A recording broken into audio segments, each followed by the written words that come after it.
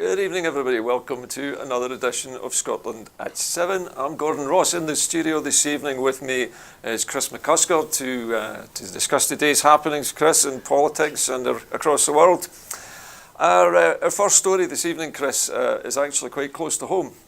The Scottish Independence petition, which started a while back now, has reached nearly 500,000 signatures.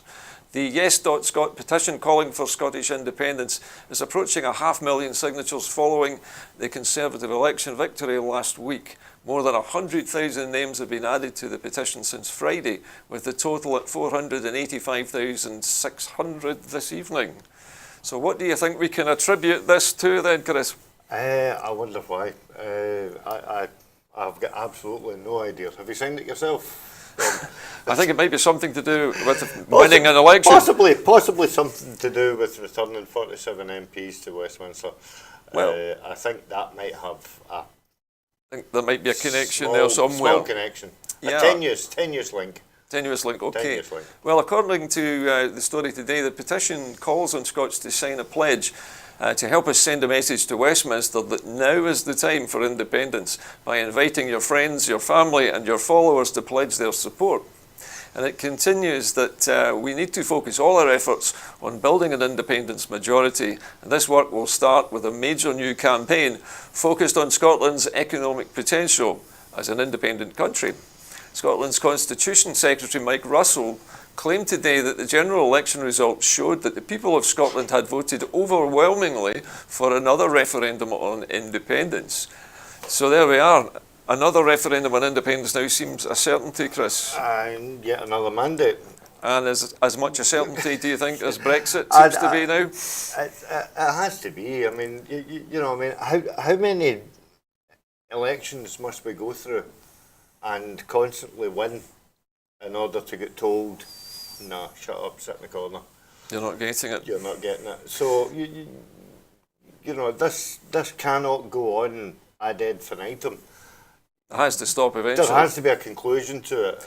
And if that conclusion is, if it's going to end up in the courts, it's going to end up in the courts. If it's going to end up with, as some eminent bloggers have suggested, civil disobedience, then...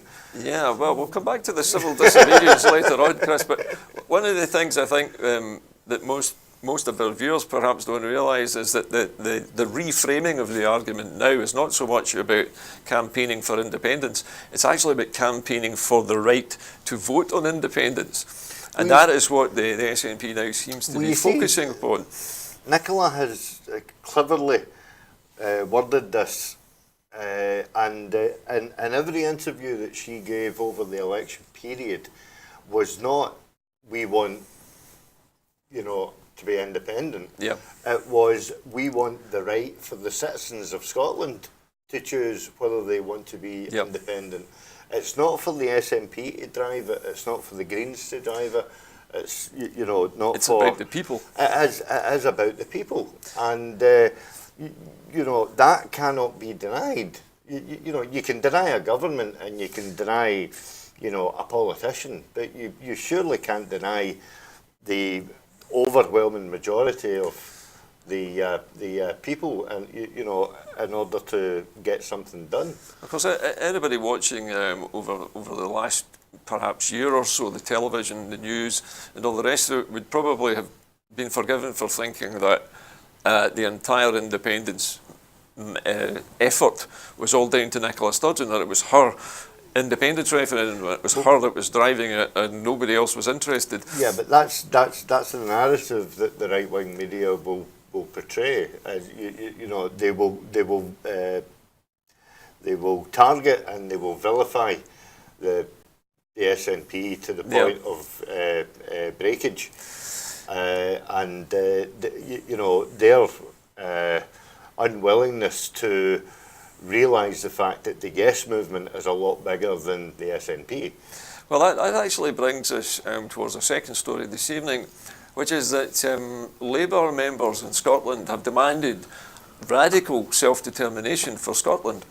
Grassroots Scottish Labour members have signed an open letter calling for an Indy Ref 2 in the wake of the party's disastrous election defeat. Now, as the fallout continues from last week's Conservative victory, which saw Labour reduced to just one MP north of the border, activists are now demanding the party changes its position on the Constitution. The open letter calls for radical self-determination for Scotland and claims that Boris Johnson's government must not be allowed to override Scotland's democratic will. This sounds like a screeching U-turn from the Labour Party, surely. Yeah, but why didn't they do this screeching U-turn before the election? A very good question. Not that it would, I mean, you know, notwithstanding the fact that they only managed to return one MP, you know, Ian Murray seems to be a bit Teflon when it comes to elections. He seems to always scrape through. But the change in narrative from high party figures, although Kezia is no longer a party member, I believe, but you know, the likes of Monica Lennon. And she was Monica Lennon, is she the head of the Confederation of Scottish Local Authorities, am I right? Or am I thinking of somebody else? I know. I'm not too sure if she's... The head of the Fed of COSLA has come out and said, I think that... I'm not too sure. We'll be corrected, I'm sure, Chris. But there's also, you know, Neil Findlay's open to the suggestion of having the conversation as well. You know, so I mean, there are conversations to be had there. And it's not about Labour members leaving the Labour Party. No, they can stay in the party and still campaign for independence. Correct. It's, you know, stay in the Labour Party. By all means, if that is your choice, and if that's what you want to do, or come over to the SNP, makes no difference, but work with us in this common project. Yeah. You know, I mean, I can speak, you know, from the point of view of the SNP trade union group. Yeah. You know, we've always tried to have grown-up conversations with external bodies out with the SNP, such as the STUC, such as all the various different unions regarding, you know, individual issues. Do you think, Chris, that this is maybe another a kind of diversion from Labour, another sort of attempt to spike the guns of the SNP by taking the narrative away from them, maybe going for this federalism again, introducing that? No, I think, you know, that boat's already been floated, and I don't think that you can offer federalism twice and not, you know, deliver it.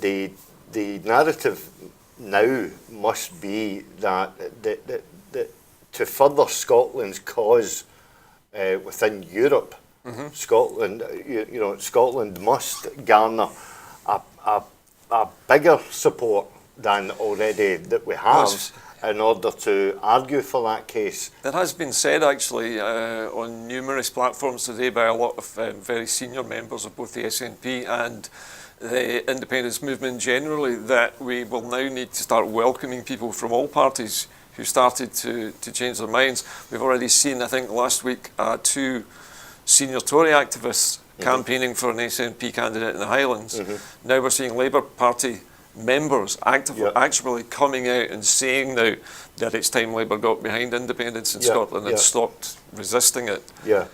Is it real, or are they really going to do this? Do you think this is a genuine... Well, only time will tell, but you know, we can ill afford to be hesitant to engage with them in that first instance and find out what their conversation is all about.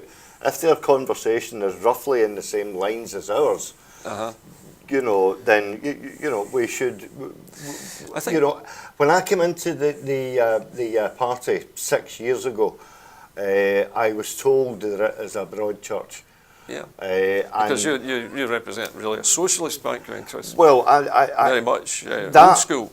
But that broad church, again, as you point out, you know, I've served on the Socialist Executive, I've served on the Trade Union Executive, and also on the Friends of Palestine Executive. So there is a wealth of, you know, You got good individual connections with the groups. Labour Party as well through the trade union. Well, yes, movement. you know, there are people there. You know, like, even Dave Malcolm in the STUC and stuff like that. And I mean, I myself was a TUC safety rep for many years, so Oh, yeah. I had connections with the unions as well when I worked in the public sector. yeah, So and we actually do collaborate quite well, you know, on various issues, and there's never any animosity, you know, for us to tag along with the St Andrew's Day March. yeah, because and any it's other something that's issues. just free to all Scots to take part in, no matter what their political if colours you're may be. if you're a trade unionist or if you're a socialist, you know, it doesn't preclude you from. And of course, you know, being in the early days of the SNP. The Scottish National Party, it was very much a left-wing organisation. It was a Keir Hardie idea, basically. Although it was It's more spelled complicated, correctly. I know that. It was spelled correctly back in those days. In what way? And it was IE on the end and not Keir Y. Hardie. A Hardie, Yes. as in Oliver. The Scottish spelling. But the point that I was trying to make is that, you know, I'm not blowing the party's trumpet here, but the SNP are far more progressive in promoting left-sided policies than you know, possibly what Labour can dream of. If you look at the Labour manifesto that they fought the election on, UK-wide, It's a copy. many of the things that Jeremy Corbyn was promising people, Scotland already had. And we've been doing it for And years. we've been doing it for a time now. So, you know, it's, and I think that, you know, Labour supporters in Scotland actually see that and think, so. well, you know, the Labour Party's not offering me anything that I've currently got already. Well, the other thing, I mean, I'll read you some more of the statement that I believe this is the Scottish Labour Party has put out, or Labour in Scotland, whatever you want to call them. It continued to say, should all attempts to secure a second referendum by legal and constitutional means be obstructed by the UK government, we support an escalating strategy of non-cooperation and civil disobedience against that government, pursued at all possible levels, from the Scottish Government legislating on or refusing to cooperate with matters reserved to Westminster. Now, a few people have actually been talking about this today because many ordinary campaigners or ordinary citizens are worried that Boris Johnson will simply stonewall independence for years if we allow it to continue. And many people are talking of not just taking to the streets for marches, but bringing the country to a standstill, almost like a general strike, civil disobedience, not obeying the new rules, not perhaps adopting any new laws which are being created after we leave the EU. The letter actually concludes, and this is, again, and I'm quoting directly from this, we refuse to abandon the people of Wales, Northern Ireland and England to Tory rule, even if Scotland chooses to pursue its own road to socialism. We believe the real self-determination can only be achieved through cooperation between movements and across borders. This is very much old-fashioned socialism, as it was written. It is, but let me just point one thing out. Whilst we're discussing socialism, when you mention socialism, it doesn't mean that you have to reach for your copy of Marx and Engels, right? Okay. It is not, you know, socialism as in, you know... It's socialism in practice, is it not? Yeah. You know, I At mean, a practical level. yeah, but you know, I'm trying to avoid the old connotations with I understand. socialism. Yeah, we're not going to be singing the red flag. Well, correct. We're not going to be singing the red flag, and we're not going to be marching with hammers and scythes. We're talking about socialist policies, progressive socialist policies.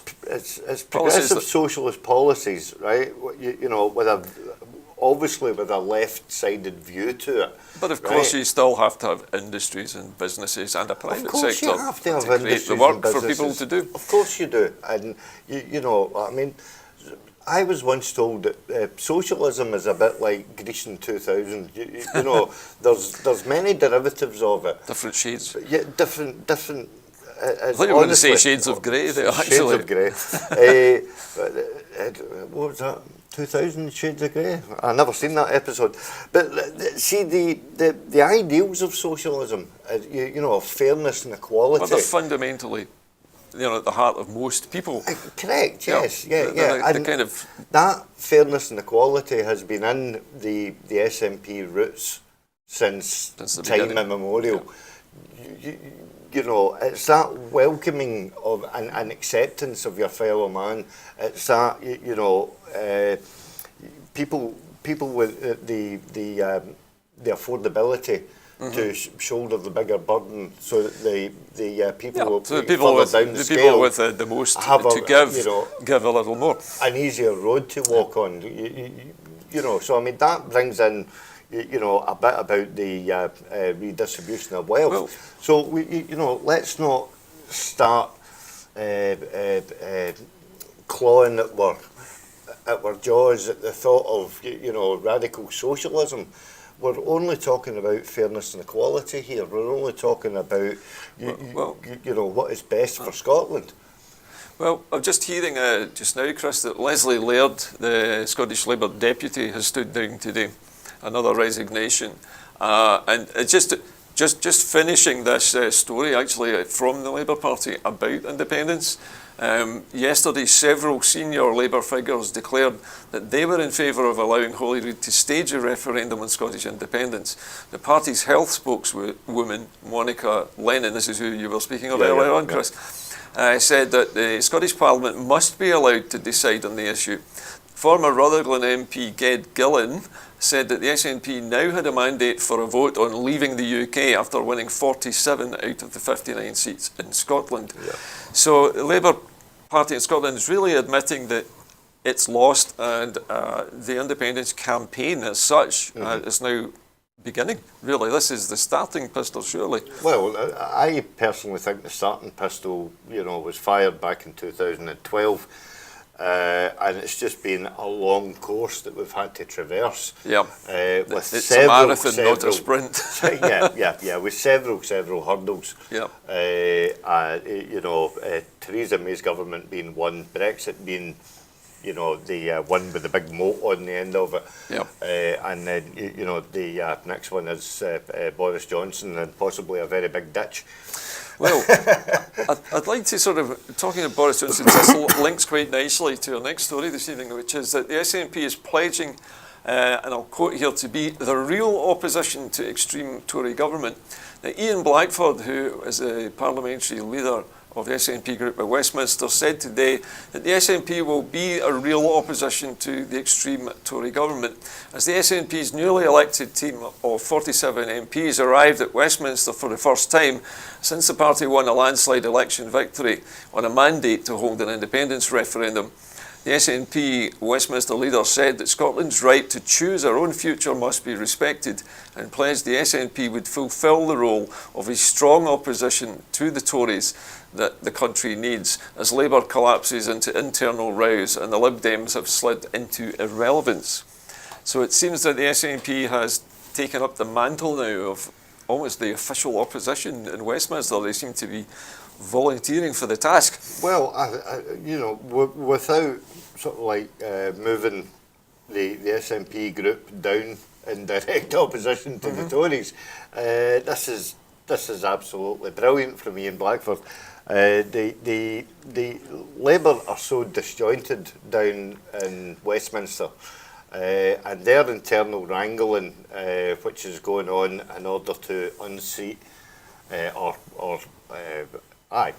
unseat Jeremy Corbyn, although he's said that he's going to go. But he's talking about March. I mean, folk want him Jeremy out there tomorrow. Jeremy Corbyn, I think, was saying he wanted a new leader elected by April next year. It seems a long time away. A long time, yeah. So you know, in that time, they are not going to be a viable opposition. Well, they're going to be too busy arguing with each other to actually represent the people against the Tory cuts, which we know are coming now. And if you have that argument in which, you know, one colleague and the other colleague can't agree to the colour of you know what, you know, then how are they going to agree on, you know, what is coming down the line? not just for Scotland, but for England and Ireland and Wales as well. One of the interesting things I think personally that has come out of the campaign for this general election was the fact that for the first time in England, voters and viewers in England saw Nicola Sturgeon at work, actually as a politician on chat shows, on panel discussions, answering questions in very difficult and aggressive interviews. And I think it's given perhaps English voters and viewers a chance to see that the SNP and its politicians are not the bogeymen that they're being painted by the British press. And they've gained a lot of plaudits, the SNP, by presenting a kind of sensible, grown-up and mature political performance. Well, it could be argued that the SNP, particularly in Nicola Sturgeon, we haven't come down to the same level as the right-wing media. Because the right-wing media have been mudslinging at Jeremy Corbyn for months now. The anti-Semitism, it's just been going on and on. It was an onslaught, and it was clearly crafted in order to bring Jeremy Corbyn down. I remember trying to find anything actually about anti-Semitism, any allegations that had been made against any Labour members. It was very difficult to find any evidence of it. But it's talked up. It was basically a millstone that was handed round the head of Labour, for it to carry through the actual election, and if ever they got that millstone off of the ground, like a big sign saying unclean. Basically that was what it was, and that was carefully crafted, obviously by who, Mr. Cummings. Well, slightly aside from this subject, but I read an article this afternoon where the author was saying that there are only 3 countries in the world which consistently return right-wing governments. And the one thing they all have in common is News Corps. America, the United Kingdom and Australia. And every single one always has a right-wing, or virtually always has a right-wing president or leader or political party. You look at the people at the top of those newspaper journals, and you have a look at the people who who are donating to the controlling parties. And then that gives you an insight into who the bedfellows are. Who's pulling the strings behind the scenes. But well, the one point that I wanted to make, Gordon, is that I know that you're not fully sort of like on board with the old Twitter thingy, but no, I'm not really. I'm more of a Facebook man myself. But the amount of people that are hitting on Twitter at the moment saying, Nicola Sturgeon really is the best politician that Britain has got, and I wish that we could have her, and the amount of people that are saying, bugger this for a game of soldiers, I'm moving to Scotland. Yes, and there's even a song about it now. And there is Moving to Scotland by Mitch Benn, who is a very famous comedy songwriter. But there are people physically saying, I've joined the SNP and I'm prepared to move up to Scotland. Interesting. Because they don't like the way that England is coming. This one nation conservatism is basically a dictatorship that is in the making. Well, I think Nicola was quoted as saying, Nicola Sturgeon was quoted as saying 2 days ago that Scotland can't be held prisoner in the Union. No, we're not captives. We're not hostages. We're supposedly in this union voluntarily, and we can voluntarily leave it as well. I wanted to continue the story on the SNP and what they're planning to do here.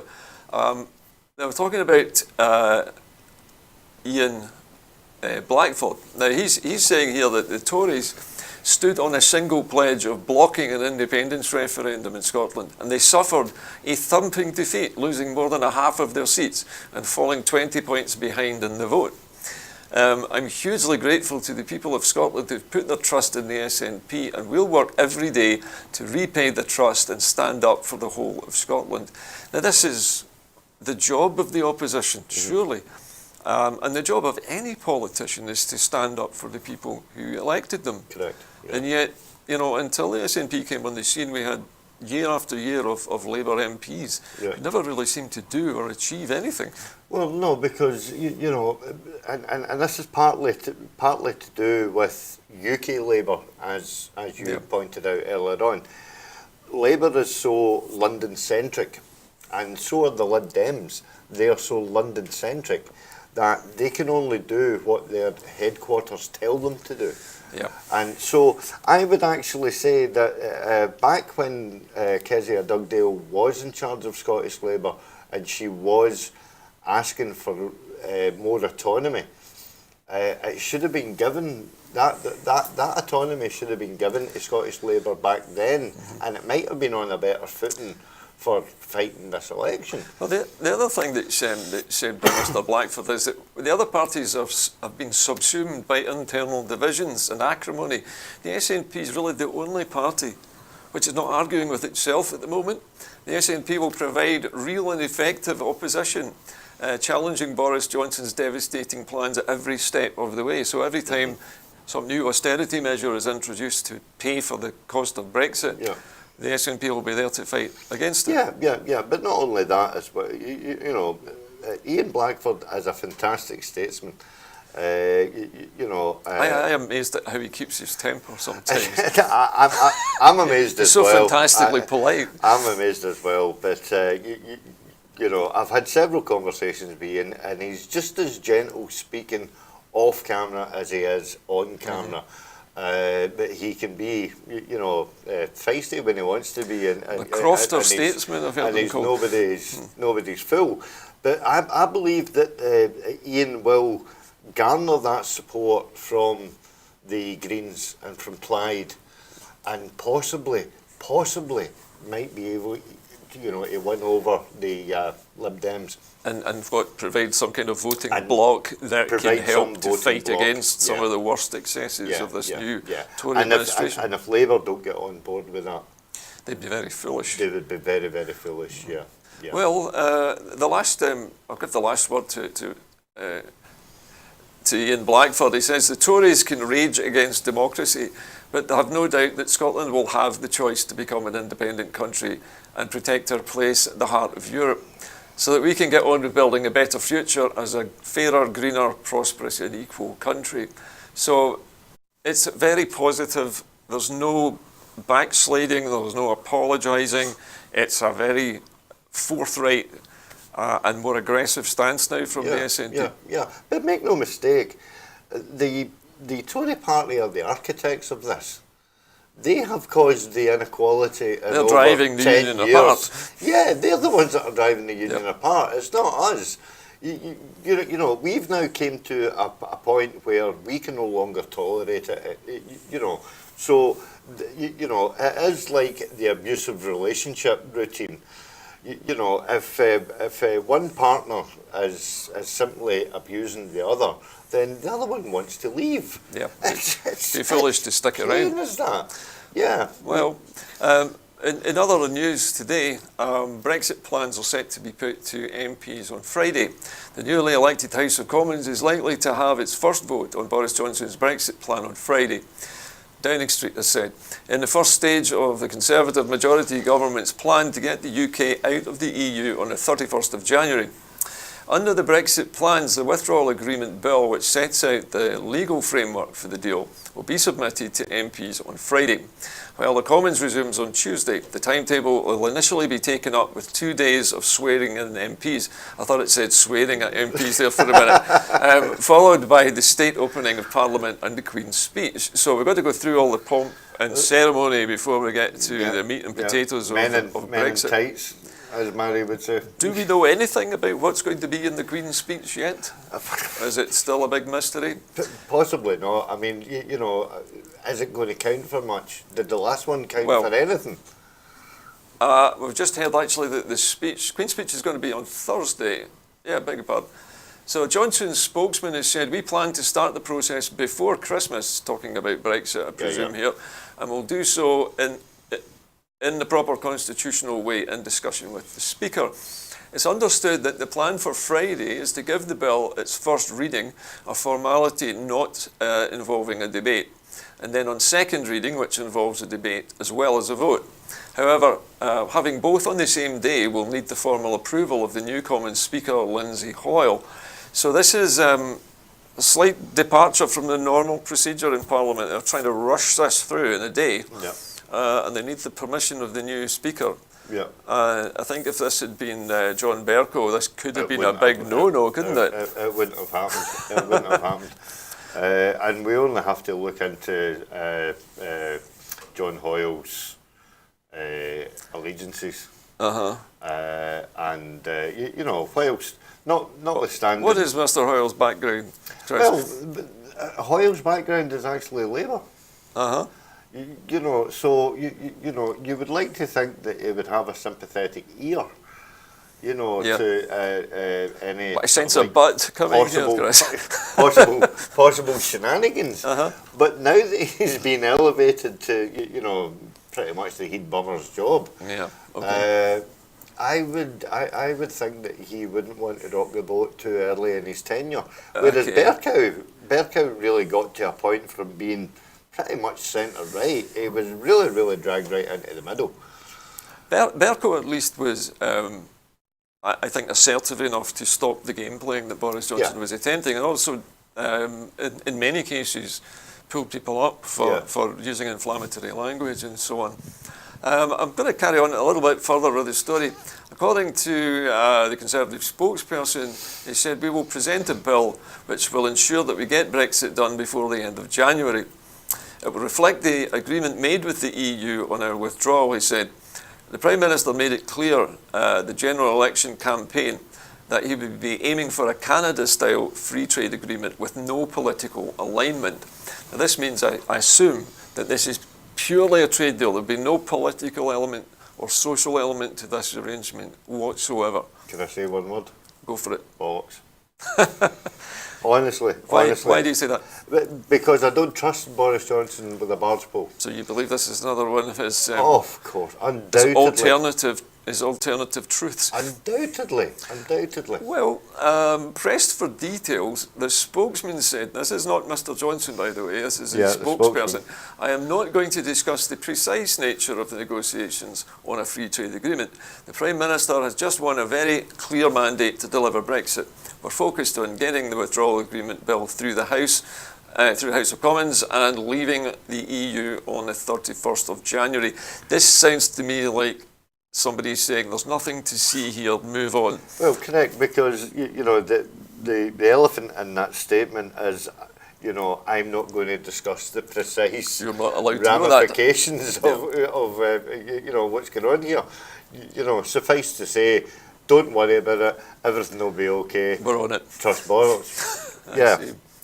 Well, moving to our next story tonight. This is an interesting one because I know you and I have talked about this in the past. The Intelligence and Security Committee Russian interference report has now been cleared by the Prime Minister. This is the document which was not published before the general election. Nobody was quite certain why or what it contained. The Prime Minister has finally approved for publication a report examining Russian infiltration in British politics, which was controversially held up before the election. That it comes out now. Yeah. Johnson's spokesman said Parliament's Intelligence and Security Committee report had been cleared by the Prime Minister but would not be published until the new incarnation of the committee was assembled to formally approve it. Sounds like a little bit of an excuse. Basically, they have to reconvene a new committee before they release it. Do you think this is just kicking it further down into the long grass? The rapid approval for publication of the report into Russian interference is likely to increase speculation that Number 10 sought to suppress it before the election. The decision by Downing Street not to allow the 50-page dossier to be published before the election was described by the chairman of the outgoing committee, Dominic Grieve, as jaw-dropping. Yeah. That's from another Tory. Yeah, but I'm actually sad. I'll what to see Dominic Grieve no longer there. I'm actually sad that Dominic Grieve wasn't returned. You think he was a more decent politician? I think he was one of the more level-headed centralist Tories in our modern times. Yeah. And you know, you can be a Tory without being, you know, a complete what's the word, bastard. you know, and he wasn't. You know, He was one of the better guys. Yeah, one of the more yeah. decent, He was one that conservative wasn't publishers. afraid to stand up Speak his mind. and speak his mind and call the front bench out. He also seemed to have some scruples and some morals and principles. Which is sadly lacking in most of the unfortunately, it Tory seems that way. DNA. But without him, I would actually urge. And I think he's probably too busy tonight, but I would urge Ian Blackford to try and take up the Dominic Grieve mantle and run you know, with carry out the same out the same investigative. Looking for answers and looking for way. justifications. Because somebody's got to challenge the Tories, and who better than Ian Blackford? And of course, this goes back to the SNP saying now that it is going to be the opposition Correct. in Westminster. Yeah. One of the other things I noticed from this report that we're reading here is that the Labour Party and the Scottish National Party politicians have accused Number 10 of refusing to recognise the scale of Russian meddling. Johnson's spokesman said, in line with his responsibilities under the Justice and Security Act of 2013, the Prime Minister carefully considered the report of the former committee. He is content that publication would not prejudice the functions of those bodies that safeguard national security. That sounds like a hint that whatever is going to be published, if it's not heavily redacted, must be fairly fairly harmless, maybe? It sounds like it from the hints that they're giving. Yeah, it could well be. There's nothing sensitive in it. There's nothing sensitive to it, there's nothing of a... No smoking gun saying... security breach there's or a mole, anything like that, aye. But in saying that, if it's personally damaging to either Boris Johnson himself, because he's obviously got to keep one eye across the water and see what's happening in Washington. Then you know, if it's also potentially damaging to the party as a whole, then obviously you know the more need for it to go through various subcommittees and back committees and this, that, and the next thing. Because I mean, the inner workings of Parliament, sort of like committees that you and I don't see. Very complex. You know, it's very complex. It's like a massive big shock absorber. Slows everything down, doesn't it? Slows everything down. Softens everything. And everything gets kicked about and all the rest of it, and then it comes out a shadow of its former self. It's like diluted orange juice by the time it comes back. Yeah. I'm just going to read the last part of this story, Chris, because I think this kind of sums the whole thing up. It says, however, the report is unlikely to be published for some weeks, given that it has to be done by the new committee. Members have to be appointed by, guess who? Boris Johnson. And in conjunction with the leader of the opposition, they then have to be security cleared to examine confidential intelligence documents. This is going to take ages, isn't it? Yeah. Because both Boris Johnson and whoever the new leader of the opposition might be, if I'm assuming it might probably still be Mr. Corbyn, because he's not planning to leave until the spring of next year. Yeah. But they both have to appoint and vet whoever becomes members of this committee.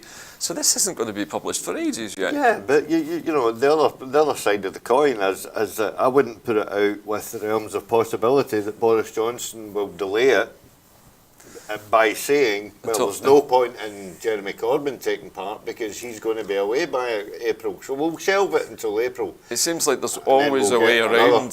Then we'll wait till the new leader comes in, and then the new leader has to go through all these hoops and barriers and stuff like that in order to, possibly form another group to look at that. So that might take it into, May, June, July. Yeah, it's going to rumble on 12th of November. The other thing is, we still won't know what's in it, and we still don't know what the extent of any Russian meddling was, if there was any. In fact, there's nothing to say that there was ever any Russian meddling at all. We just don't know. Correct. You know, and that's what Dominic Grieve was always arguing for. You know, If it's so harmless, saying, why can't you show us it? If it's so harmless, why don't you just get it out there? We can read it and then move on. And then we can move on. Well, I'm going to do exactly that and move on to our next story, Chris, which is the Office for Budgetary Responsibility, or the OBR, which is forecast this week that, well, it's forecast basically saying that tax will have to rise rather than be cut. Shock horror.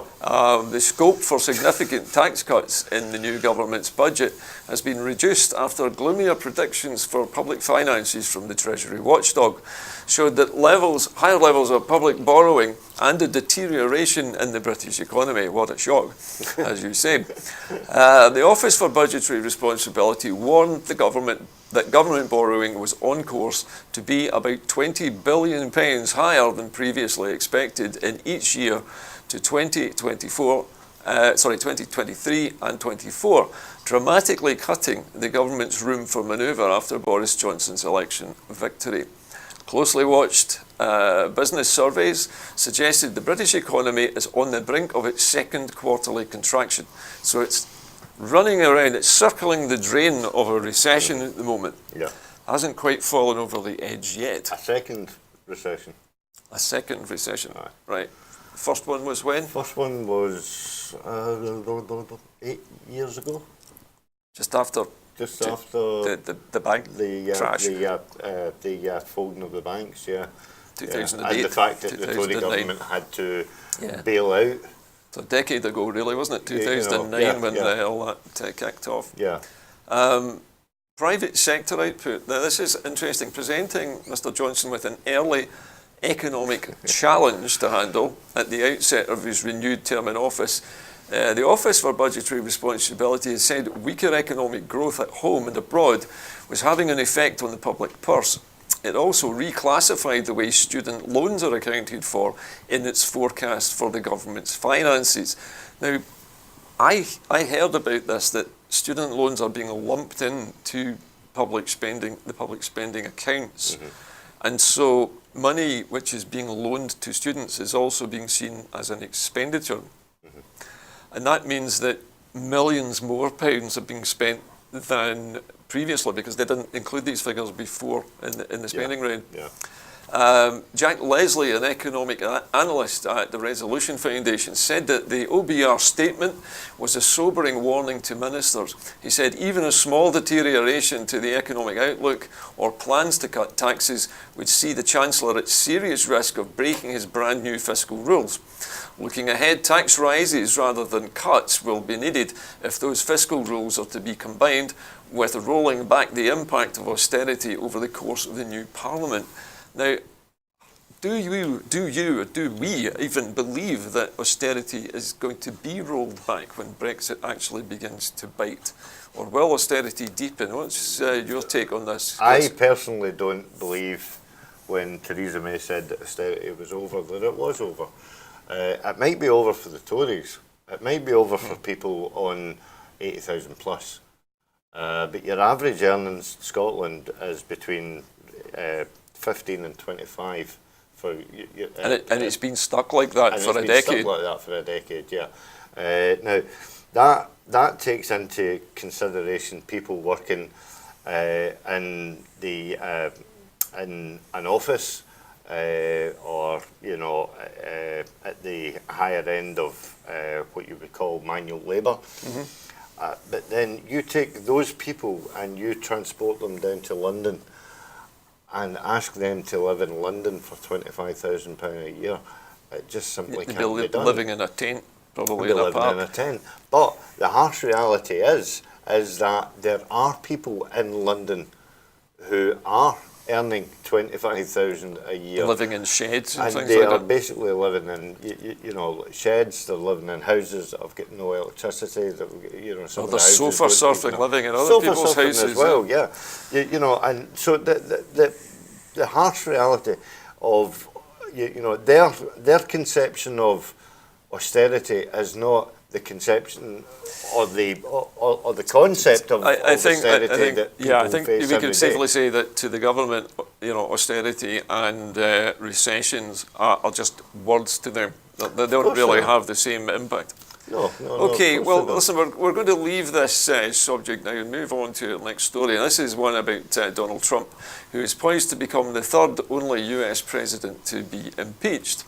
Republican Donald Trump is likely this week to become the third US president to be impeached when the Democratic-led House of Representatives votes on changes stemming from his effort to pressure the Ukraine to investigate political rival Joe Biden. Trump faces one charge of abusing his power by asking Ukraine to investigate Biden, a leading Democratic contender to oppose him in the 2020 US presidential elections, and one of obstructing Congress's investigation into the matter.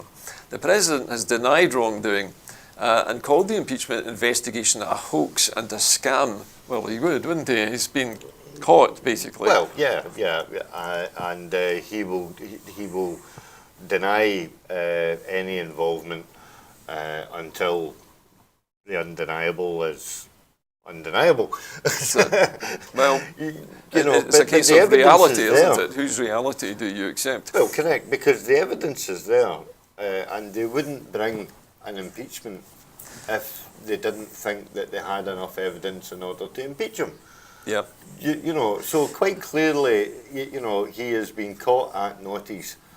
Well, basically, he seems to have been, allegedly, has been, shall we say, withholding vital military aid from a foreign leader in exchange for a personal favour to sabotage his political rival. Sabotage his political rival, yeah.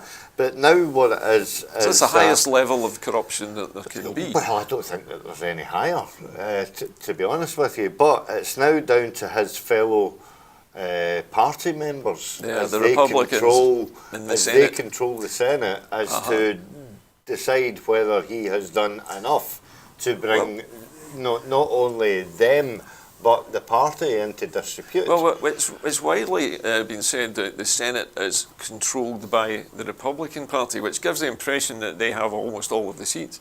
But the actual fact of the matter is that in the House of let's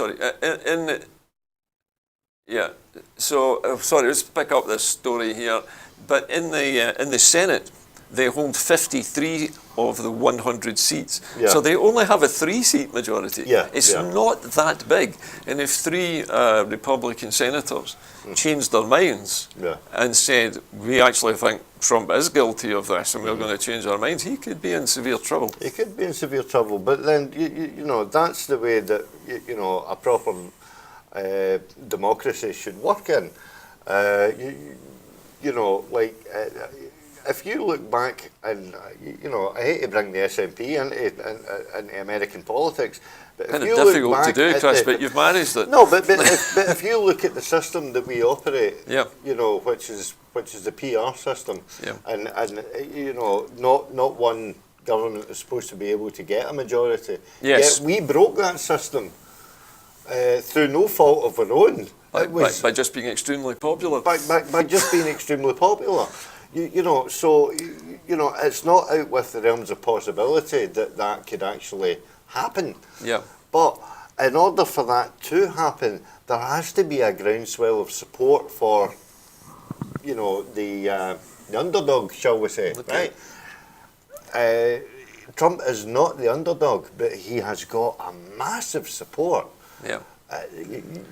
So it's not out with the realms of possibility that even at this late stage you could still wiggle out of it. Well, of course, America is not the only country in the world at the moment to be suffering from very high-level corruption. In fact, the story in Malta, which you may have heard recently, involving highest-level corruption in the Maltese government, the murder of a prominent anti-corruption investigative journalist. And now we're finding out that the European Union has told Malta to hasten its push for independent judges and prosecutors. So the European Union now is saying to Malta, you need to clean house. Your the highest level of your political system is corrupt almost at every strata. Yeah. The European Commission has urged Malta on Monday to speed up reforms to ensure the independence of its judiciary amid uproar over the investigation into the 2017 murder of journalist Daphne Caruana Galizia. In a letter to the Maltese Justice Minister, Owen Bonici, seen by Reuters, the European Justice Commissioner, Didier Reinders, said that Malta should carry out a thorough investigation, free from political interference, to bring those responsible to justice. A long drawn-out inquiry has led to Prime Minister Joseph Muscat offering his resignation after his former Chief of Staff was briefly arrested by the police investigating the murder. Malta said Reinders needed to ensure that the independence of judicial appointments and dismissals and a separate prosecution service as requested by the European Union in July. So we're going to leave this story now. It's a long-running saga, but we're moving to our next story because we have quite a packed programme tonight. We're going to talk about policing in Scotland. Now, strategic priorities set the direction for Police Scotland over the next 6 years. Policing priorities to ensure the service responds to future demands over the next 6 years have been published.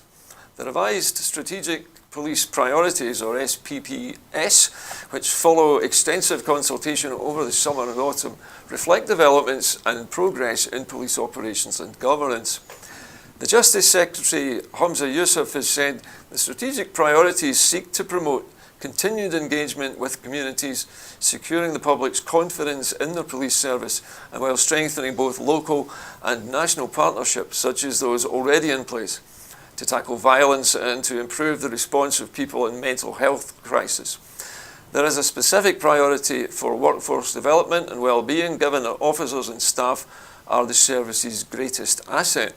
So this seems like a root and branch change in the way that police operate. Well, I think that the Scottish Government, if you remember the story that we were discussing a week before the election, with regards the woman who tendered her resignation, the head of the police board or federation, or I can't remember exactly what her full title was, but basically this is the Scottish Government being on the front foot by actually being proactive, getting a step ahead of getting the problem, a step ahead of the problem, and basically setting the standard for the next person coming in.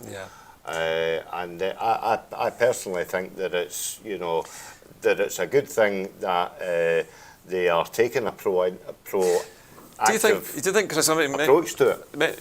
How you mentioned in Westminster that the civil service and the systems in Westminster seem to be designed to slow progress down. Yeah. Whereas in Scotland, when something goes wrong in some service like the police, there's almost an instantaneous change to it. Well, yeah, they actually get on with it. There is, but it's not reported like that in the mainstream media.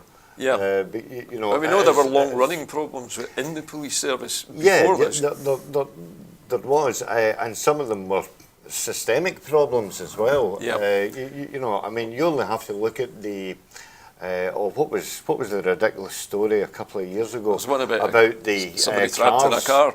Well, no, I was actually going to highlight something about the cars not being adequate. Or not being maintained, to a high standard, and then you had the converse story of the mechanics down at Ibrox saying we're churning out 45 cars a day. You know what I mean? As soon as they come in, as soon as they go back out again. Much of the criticism of both the police and the health services have been the media's doing. There's been a big sort of attack on the public sector in Scotland by the media. Yeah, but and I'm not going to jump on the bandwagon of the media is to blame for all of. No, but they do their job. They do their job with a. But they do the. Let's put it this way, right? And I'm not one to live in the past, but there were far more investigative journalists in the Scottish media the Scottish print media paying attention in to the 70s and the 80s than what there is now. Yeah. You actually had actually investigating things rather reporters than just printing. that, would go out to the community. Yeah. Whereas if you phone up, any one of the major papers now, they actually tell you to give them the story over the phone, and then they decide whether they're going to run it or not. So that saves them having to actually send running out, in his wee pack-a-mac. Do you feel that the opposition's press releases always end up becoming the headlines in British media in Scotland? Well, it goes back to what we were talking about earlier on, about who actually controls the media. News Corp, one of many. Yes, aye. But so they will always extol the virtues of the controlling government that favours their narrative, which also takes their money and stuff like that, and basically doesn't interfere with any other things that are going on. There's another subject, Chris, which has been heavily criticised by the British media in Scotland, and that is the health service and social care service in Scotland. Yeah. The Scottish Government, or Scotland, will now introduce the UK's first integrated health and social care workforce plan, which includes the creation of a new national thrombectomy service. I'm not even sure what that is, Chris, but I'll find out.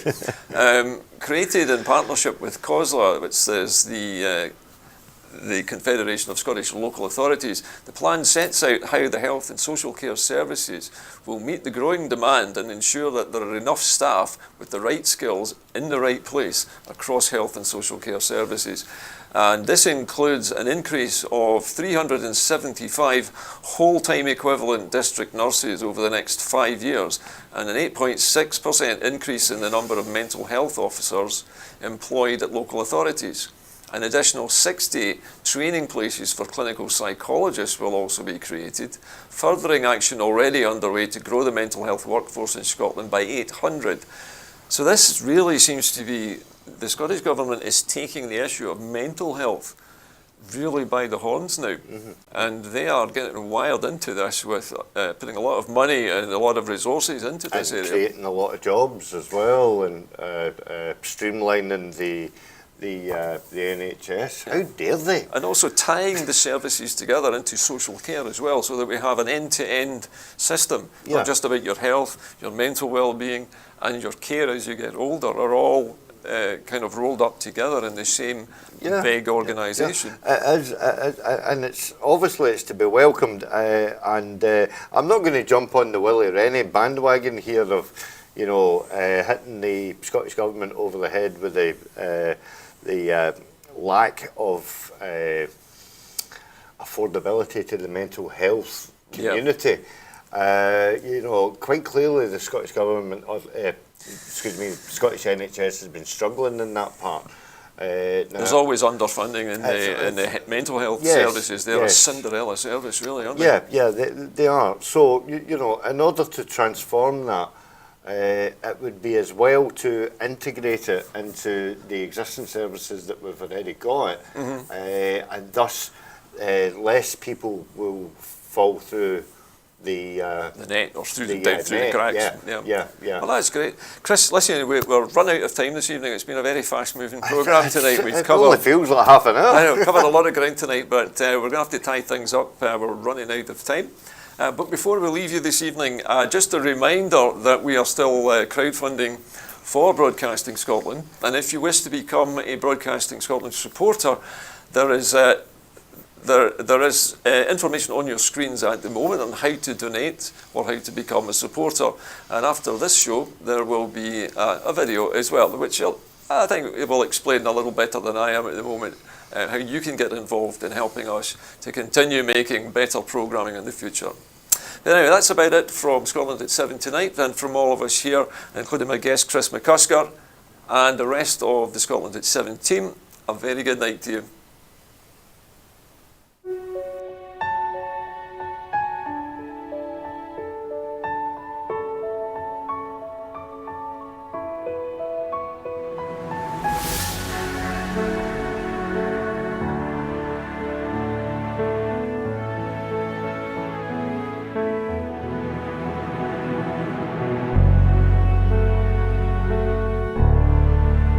the work that's been done by Broadcasting Scotland in giving community activists, yes activists, Scottish activists a platform other than the traditional media outlets.